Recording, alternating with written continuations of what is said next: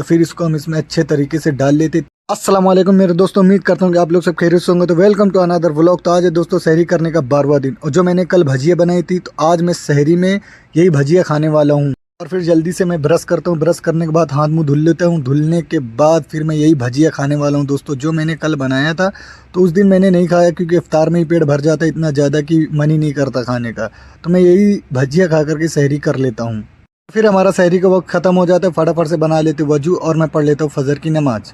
और फिर फजर की नमाज़ पढ़ करके मैं सो जाता हूँ। हो जाता है जोहर का टाइम, फिर जोहर की नमाज़ पढ़ लेता हूँ। और जोहर की नमाज़ पढ़ने के बाद मैं बनाने लग जाता हूँ डम्पलिंग्स। इसको बनाने का प्रोसेस एकदम आसान है। इसमें निकाल लेते हैं हम थोड़ा सा वो पाउडर, और फिर इसके बाद हम डाल लेते हैं उसमें ये आता है पता नहीं क्या पुड़िये में रहता है, इसको मिला लेते हैं अच्छे से चम्मच से, और ये हमारा फटाफट से मिलकर रेडी हो जाता है। इसको ढक करके रख देते हैं, फिर इसको उड़ा देते हैं अच्छे तरीके से ताकि एकदम मस्त तरीके से सॉफ्ट हो जाए।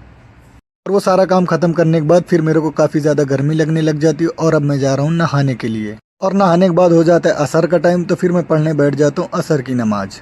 और असर की नमाज़ पढ़ने के बाद फिर मुझे याद आ जाता है जो मैंने बनाया था वो एकदम से सॉफ्ट तरीके से अच्छे से मिक्स हो चुका है। अब इसको बनाने की बारी है। बारी आ चुकी थी इसको इस पन्नी में डालने की। तो पहले अपने पन्नी को अपने हिसाब से कटिंग कर लेते जितना अपने को चाहिए। तो फिर इसको हम इसमें अच्छे तरीके से डाल लेते ताकि अपने को बनाने में आसानी रहे। और फिर तेल हो जाता है गरम। तो चलो अब इसको बनाने की बारी आ जाती। तो याद रहे दोस्तों, इसी तरह से काट काट करके डालना है कैंची से, वो भी कैंची से। अगर ऐसे डालोगे तो जलेबी जैसा निकलेगा, अच्छा नहीं बनेगा। तो हम इसी तरह काट काट के इसमें पूरा डाल लेंगे। तो ये हमारे इतने ज़्यादा बन चुके हैं, देखिए कितने ज़्यादा फूले हुए हैं। जितना आप उसको बंद करके रखोगे उतना ज़्यादा फूलेंगे। थोड़ी देर के बाद हमारे ये बन करके तैयार हो जाते हैं। ये देखिए दोस्तों कितने मस्त तरीके से बन के रेडी हो चुके हैं। फिर हो जाता है हमारा रोज़ा खोलने का टाइम, और हम निकल लेते हैं मस्जिद की तरफ।